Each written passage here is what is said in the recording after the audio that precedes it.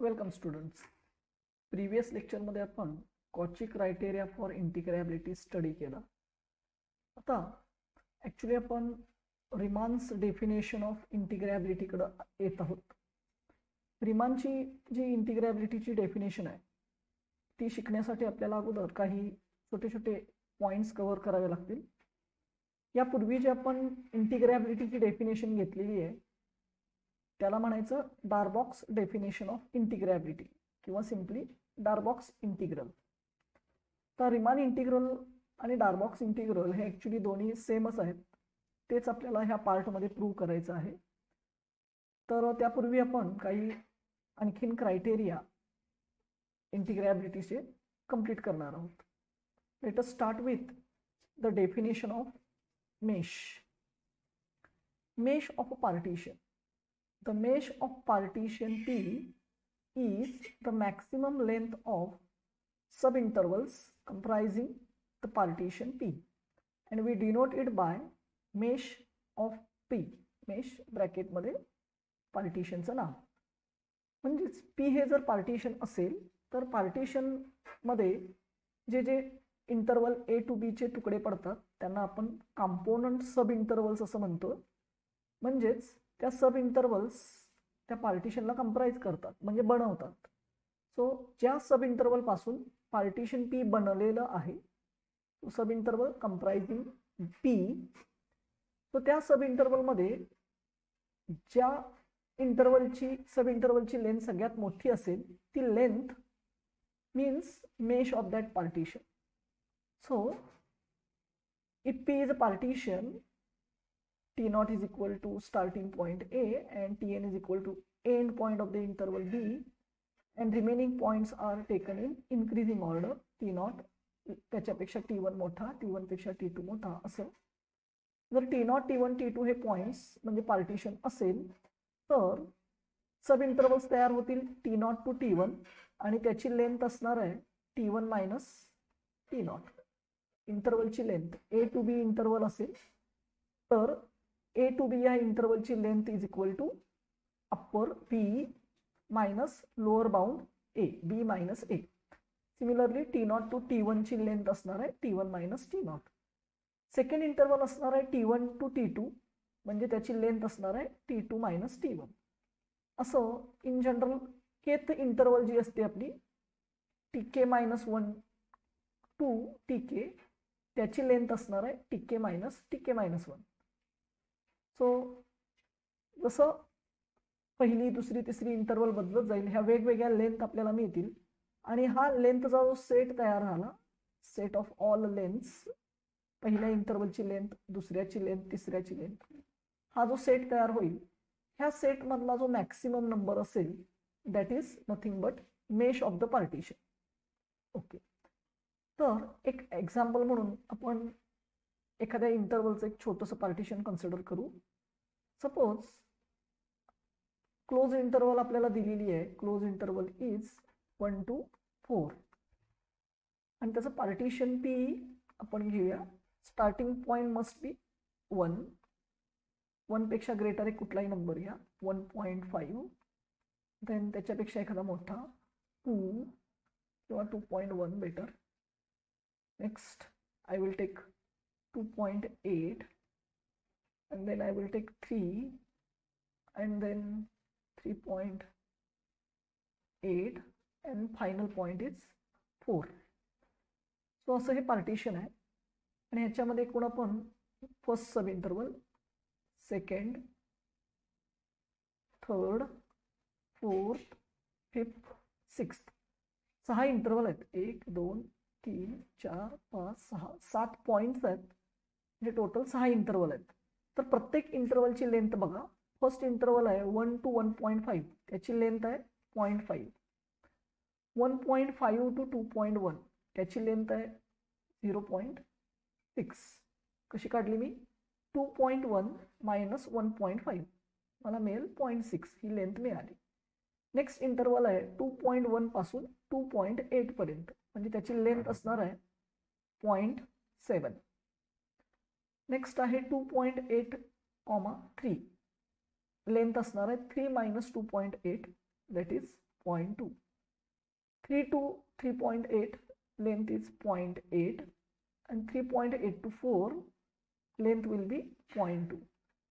ह्या ज्या सगळ्या लेंथ्स आहेत ह्यातली सगळ्यात मोठी मॅक्सिमम लेंथ आहे 0.8.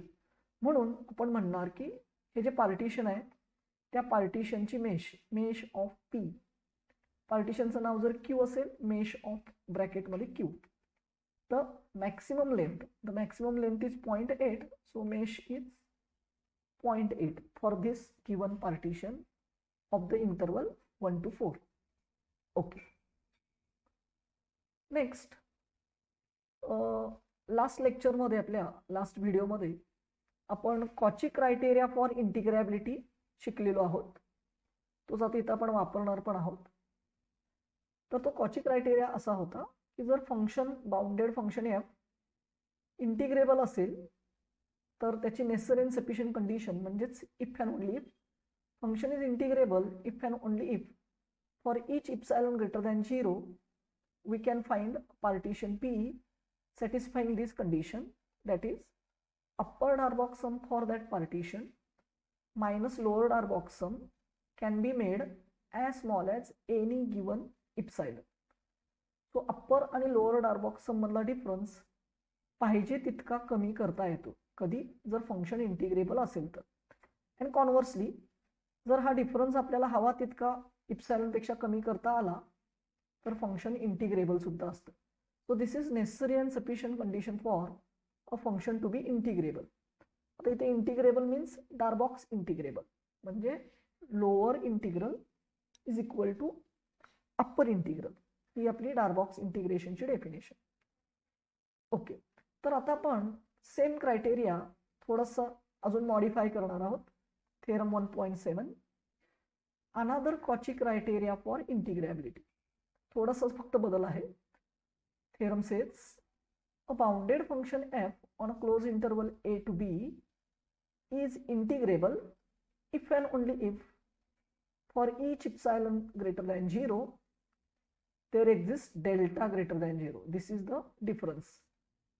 पूर्वीच्या कॉची क्रायटेरियामध्ये काय होतं, देर एक्झिस्ट अ पार्टिशन, आपल्याला एक पार्टिशनच डायरेक्ट मिळतं.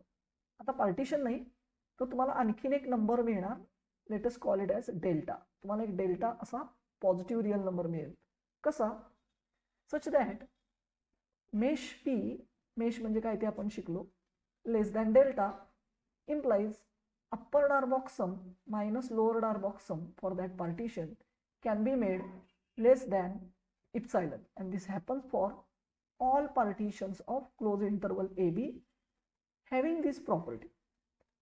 So प्रीवियस कॉची क्रायटेरिया मध्ये दिलेल्या इप्सिलॉन करता आपल्याला एक पार्टिशन मिळत होतं ज्याची अप्पर सम मायनस लोअर सम डार्बॉक्स सम ही इप्सिलॉन पेक्षा कमी करता येत होतं. आता थोडासा बदल आहे, डायरेक्ट पार्टिशन मिळणार नाहीये तर एक असा नंबर डेल्टा मिळणार आहे की ज्या ज्या पार्टिशनची मेश त्या डेल्टापेक्षा स्मॉल होईल. मेश म्हणजे पार्टिशनमध्ये जे आपण तुकडे तुकडे करतोय त्यातली सगळ्यात मोठ्या तुकड्याची लांबी. जर सगळ्यात मोठ्या तुकड्याची लांबी लेंथ म्हणजे सगळ्यात मोठ्या इंटरवलची लेंथ जर डेल्टापेक्षा स्मॉल असेल, सगळ्यात मोठा जर डेल्टापेक्षा स्मॉल असेल तर बाकीचे तर त्याच्यापेक्षा लहान आहेत, म्हणजे सगळ्याच सब इंटरवलच्या लेंथ्स त्या पार्टिशनमध्ये डेल्टापेक्षा कमी असणार. सगळ्यात मोठी लेंथ डेल्टापेक्षा स्मॉल, ऑब्विसली रिमेनिंग लेंथ जे असणार आहेत length of the partitions, mesh म्हणजे सगळ्यात मोठा असल्यामुळे रिमेनिंग लेंथ जे असतात पार्टिशनमध्ये त्या मेशपेक्षा लहान असतात. आणि mesh is smaller than delta म्हणजे automatically all the lengths of sub intervals are smaller than delta.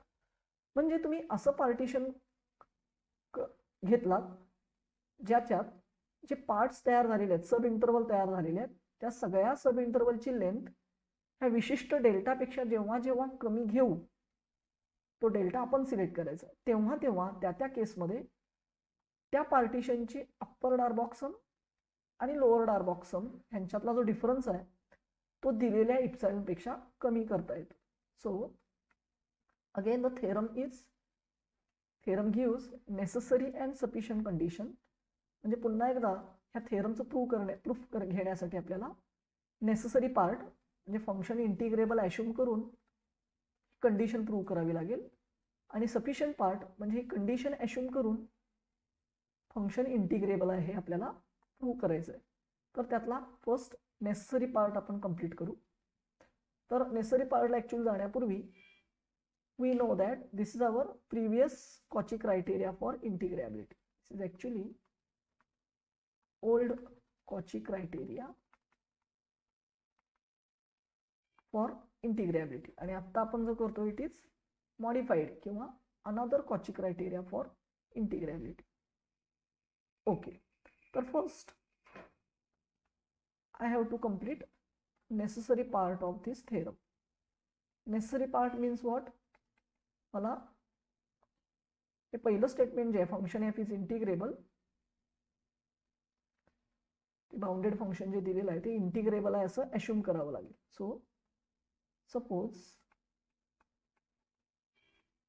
The bounded function F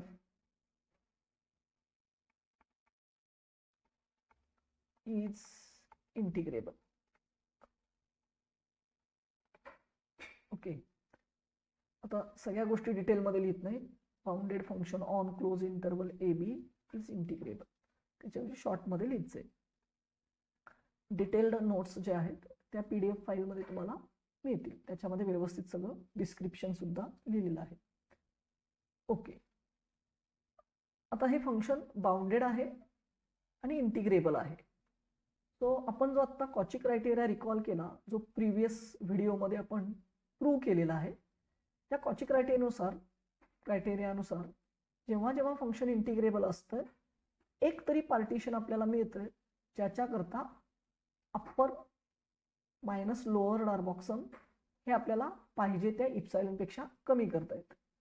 okay, तर ह्या नेसेसरी पार्टमध्ये आपण फंक्शन एफ इंटिग्रेबल ॲश्युम केलेला आहे आणि आपल्याला प्रूव्ह करायचं आहे की असा एक नंबर डेल्टा एक्झिस्ट होतोय, म्हणजे हा डेल्टा आपल्याला सिलेक्ट करायचा आहे. आणि जेव्हा जेव्हा पार्टिशनची मेश त्या डेल्टापेक्षा आपण स्मॉल घेऊ, म्हणजे आपल्याला एक पार्टिशन घ्यायचं आहे आणि ॲश्युम करायचं आहे की त्या पार्टिशनची मेश लेस दॅन डेल्टा आहे.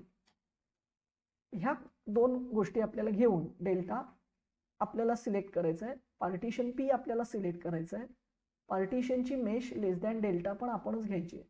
आणि मग त्या केसमध्ये आपल्याला फक्त ही कंडिशन अप्पर मायनस लोअर लेस दॅन इप्सायलन ह्या दिलेल्या इप्सायलनपेक्षा स्मॉल प्रूव्ह करून दाखवायचं. मग त्यासाठी आपल्याला इप्सायलन द्यायला पाहिजे. सो सपोज त्यांनी तो नंबर जो आहे इप्सायलन, त्याला आपण इप्सायलनच हे नाव कंटिन्यू करू. Suppose this epsilon positive real number be given.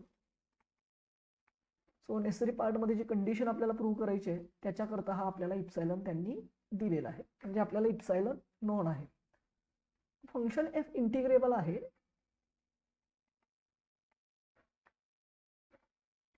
This is given to us. Therefore, by using 1, which is Cauchy criteria for integrability, 1 नुसार जेव्हा जेव्हा फंक्शन इंटिग्रेबल असतं एक तरी पार्टिशन एक्झिस्ट होतं. There exists a partition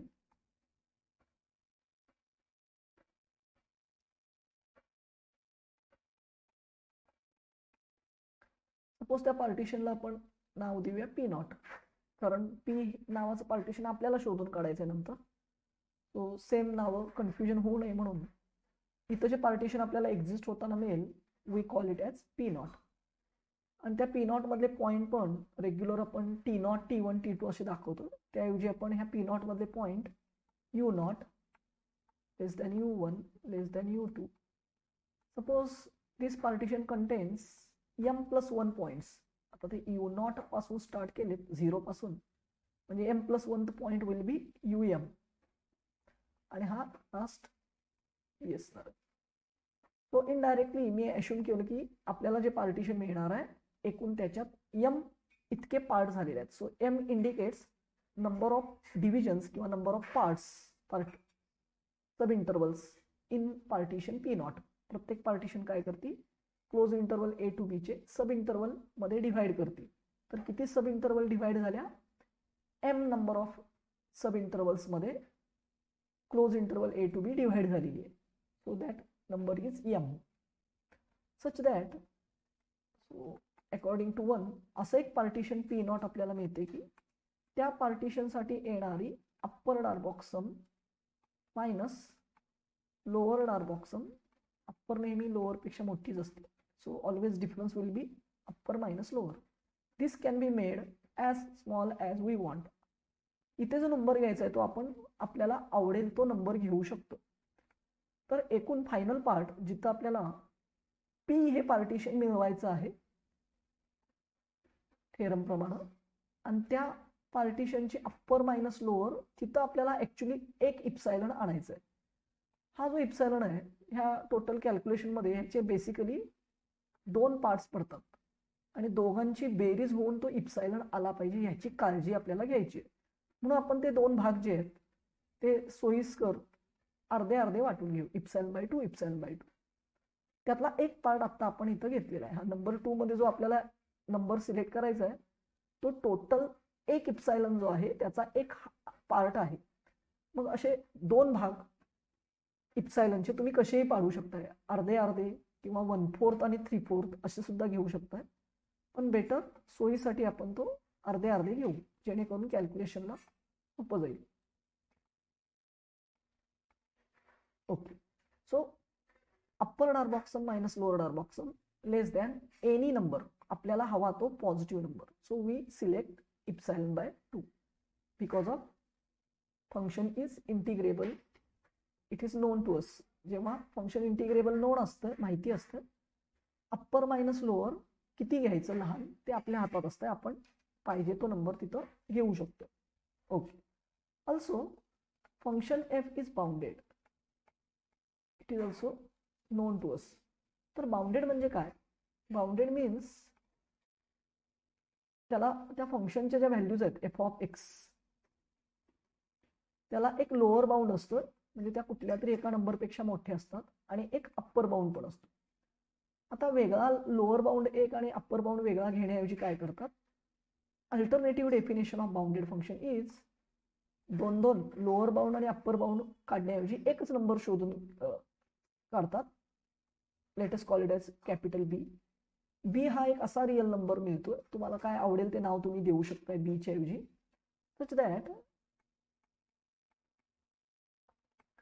lower आणि upper म्हणण्याऐवजी एकच म्हणतात mod F of x.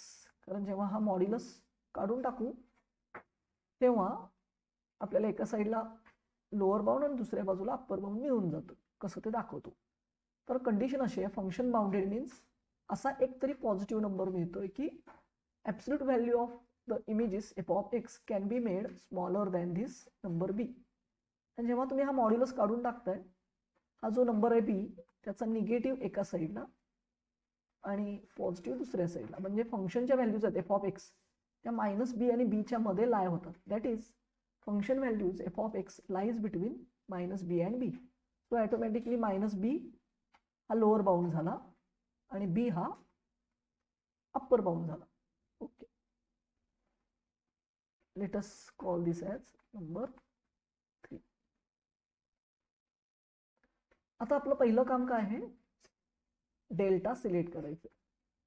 So जी काय आपली कॅल्क्युलेशन्स आहेत ती फायनली आपल्या मेन कंडिशनकडे गेली पाहिजेत. Upper minus lower Darboux sum less than इप्सायलन आपल्याला मिळवायचं आहे. ते करताना हा जो डेल्टा आहे तो प्रॉपरली सिलेक्ट करावा लागतो. आता असाच का घेतला हे तुम्हाला लक्षात येणार नाही, पण वेळ आल्यानंतर हे कॅल्क्युलेशन तुम्हाला सांगेल की असं का घेतलं. So for time being let me take my delta to be epsilon upon 12 MB. वेगवेगळे डेल्टाच्या व्हॅल्यू सुद्धा तुम्ही सिलेक्ट करू शकता. फक्त आयडिया अशी आहे की जो काही तुम्ही डेल्टा सिलेक्ट कराल त्या डेल्टासाठी तुम्हाला थेरममध्ये जे प्रूव्ह करायचं आहे अप्पर मायनस लोअर लेस दॅन इप्सायलन ती कंडिशन प्रूव्ह व्हावी एवढीच अपेक्षा असते. ॲक्च्युअली तुमच्या रेफरन्स बुकमध्ये 12च्या ऐवजी 8 MB असं कॅल्क्युलेशनमध्ये घेतलेलं आहे, त्याप्रमाणे त्या ॲडजस्टमेंट केलेल्या आहेत. पण काही गोष्टी त्याच्यामध्ये किचकट होतात आणि त्या अधिक सरळ व्हाव्यात, समजाव्यात, त्यामुळे मी हा नंबर 8च्या ऐवजी 12 घेतलेला आहे. त्यामुळे कॅल्क्युलेशनमध्ये जास्त बदल करावे लागत नाहीत, स्ट्रेट कॅल्क्युलेशनवर हा नंबर आपल्याला मिळून जातो. ह्याच्यामध्ये स्मॉल एम म्हणजे मी मगाशीच सांगितलं, पी नॉट या पार्टिशनमध्ये जेवढे तुकडे आहेत, पार्ट्स आहेत, तो म्हणजे स्मॉल एम. इप्सायलन आपल्याला सुरुवातीलाच त्यांनी दिला होता, इप्सायलन इज गिवन. आणि कॅपिटल बी म्हणजे बाउंडेड फंक्शन असल्यामुळे एक नंबर मिळतो. म्हणजे याचा अर्थ तुम्ही जर बीच्या ऐवजी, कॅपिटल बीच्या ऐवजी वेगळा अक्षर वापरला असेल तर इथं बीच्या जागी ते रिप्लेस करावं लागेल. पी नॉटमध्ये एम इतक्या इंटरवल घेण्याऐवजी जर तुम्ही वेगळ्या घेतल्या के किंवा आर, तर अकॉर्डिंगली तुम्हाला एमच्या जागी तो व्हॅल्यू रिप्लेस करावी लागेल. 12 हा माझ्या सोयीप्रमाणे मी घेतलेला आहे. आता आपल्याला काय करायचं आहे, डेल्टा तर आपण सिलेक्ट केला, आपल्याला एक पार्टिशन पी सिलेक्ट करायचं आणि त्याची मेश ह्या डेल्टापेक्षा स्मॉल आहे असं अश्युम करायचं. सो ॲज युजल मी पार्टिशन आपलं घेतो. नेहमी पार्टिशनची सुरुवात T0 A असला पाहिजे. Then take the points T0, T1, T2. These are called points of division. And suppose there are n number of parts. So nth point Tn, sorry, n+1 असणार आहे तो. That point will be last B. असे एकूण n parts होतील आणि points मात्र n+1 होते. Okay. So let P be any partition with, कसं पार्टिशन घ्यायला सांगितले आपल्याला त्यांनी, under the condition that mesh of this partition is less than your selected delta. Be any partition such that mesh of this partition is less than delta. Okay. या partition मध्ये ज्या intervals आहेत त्या सगळ्या लेंथ डेल्टापेक्षा छोट्या आहेत आणि delta कोण हे इथं आपण घेऊन ठेवलेला आहे. आता फक्त तुम्हाला इप्सायलन अपॉन 12 MB हाच का घेतला हे एक कारण स्पष्ट करावं लागेल नंतर मला. ओके. सो आता मला काय प्रूव्ह करायचं, मी डेल्टा सिलेक्ट केला, पार्टिशन सिलेक्ट केलं. ह्या पार्टिशनसाठी येणारी अप्पर डार्बॉक्सम आणि लोअर डार्बॉक्सम यांच्यातला जो फरक आहे, डिफरन्स, तो मला दिलेल्या इप्सायलनपेक्षा स्मॉल दाखवायचा. त्याकरता मी हा डेल्टा असा सिलेक्ट केलेला आहे. ते आता प्रूव्ह करण्यासाठी मी काय करतो, आय विल सिलेक्ट किंवा construct a new partition Q. Already माझ्याकडं नंबर 2 मध्ये कंडिशन सॅटिस्फाय करणारं P0 नावाचं पार्टिशन मिळालेलं आहे. Watch observe number 2. तिथं आपल्याकडे एक P0 आहे. आपल्याकडे P हे एक पार्टिशन आहे अजून. So what I do, I unite all the points of P and P0. P0 आणि P मधले सगळे पॉईंट एकत्र घेऊ. आता हा सेट थेरॉटिक युनियन होताना जे पॉईंट P आणि P0 मध्ये सेम आहेत, जसं की हा A आणि B प्रत्येक पार्टिशनमध्ये असणारच आहे. A आणि B हे P0 मध्ये पण आहेत आणि P मध्ये पण आहेत. सो युनियन होताना ते डबल वेळा येणार नाहीत, ते एकदाच होणार. म्हणजे टोटल पॉईंटची संख्या P आणि P0 ची मिळून P0 मध्ये m पॉईंट्स आहेत आणि P मध्ये n पॉईंट्स आहेत. जर ते सगळे वेगळे असते तर ह्या Q पार्टिशनमध्ये P युनियन P0 मध्ये m+1 पॉईंट्स आले असते. पण त्याच्यात रिपिटेशन आहे, जेवढी रिपिटेशन आहे तेवढी आपल्याला सबट्रॅक्ट करावी लागतात. ठीक आहे. तर सध्या तरी कन्फर्म माहिती आहे की P मध्ये एकूण जे पॉईंट्स आहेत त्याच्यात P0 कडून m पॉईंट एक्स्ट्रा त्या P मध्ये वाढलेले आहेत आणि मग Q तयार झालेला आहे. म्हणजे Q मध्ये P पेक्षा P0 कडून जेवढे एक्स्ट्रा पॉईंट मिळतात तेवढे जास्तीत जास्त पॉईंट आहेत Q मध्ये. So Q has as many points as P0 contains more than P. Q मध्ये P पेक्षा किती पॉईंट जास्त आहेत, जेवढे P0 त्याला देतो. तर P0 मध्ये एकूण m+1 पॉईंट्स आहेत टोटल. U0, U1, U2 असे करत करत UM. U0 पासून UM पर्यंत. U0 पासून असल्यामुळे ते m नाहीत, m+1 आहेत आणि त्यातले 2 रिपीट होतात हे आपल्याला माहिती आहे. पहिला A आणि शेवटचा B, त्यामुळे रिपीट होणारे कमी करायचे. सो याचा अर्थ झाला m-1. याचा अर्थ Q कडे P पेक्षा P0 न किती पॉईंट टाकले त्याच्यात extra m-1. Q contains m-1 points more than those in P. P पेक्षा Q कडे m-1 पॉइंट्स आहेत. सो आता Q कडे असं ह्याच्यापेक्षाही अजून कमी होऊ शकतात, कारण मध्ये काही रिपिटेशन होतं आपल्याला माहिती नाही. म्हणजे Q मध्ये जे नंबर ऑफ पॉइंट्स आहेत, number of points in Q हे ॲटमोस्ट m-1 आहेत, अजून सुद्धा त्याच्यापेक्षा कमी होऊ शकतात. म्हणजे less than or equal to m-1. म्हणजे Q कडे P पेक्षा किती पॉइंट्स जास्त आहेत, त्यांची संख्या ही m-1 किंवा त्याच्यापेक्षा कमी आहे. सोयीसाठी आपण काय करूया, m-1 पेक्षा कमी आहे आणि m-1 m पेक्षा छोटा आहे, म्हणजे याचा अर्थ क्यू कडे एक्स्ट्रा जे पॉइंट्स आहेत ते कितीपेक्षा कमी आहेत असं घेऊ, m पेक्षा कमी आहेत. ऍक्च्युली ते m-1 पेक्षा पण कमी आहेत एक्झॅक्टली, त्याच्याही पेक्षा अजून खाली येऊ शकतो आकडा, पण सोयीसाठी एक रफ नंबर आपण घेऊ m. म्हणजे मी आता असं म्हणू शकतोय की ह्या सगळ्या कॅल्क्युलेशन वरून Q has m points, at most m points more than p. At most हा शब्द वापरला कारण actually less than or equal to, less than or equal to असेल तर ॲटमोस्ट आणि greater than or equal to असेल तर ॲटलिस्ट. सो जास्तीत जास्त m पेक्षा काही जास्त असणार नाहीत एवढं नक्की. ॲक्च्युली तो आकडा m-1 आहे. सो क्यू कडे किती पॉइंट जास्त, m पॉइंट जास्त. आता Q has at most m points. Actually m-1 आहे. For simplicity we take m points more than the partition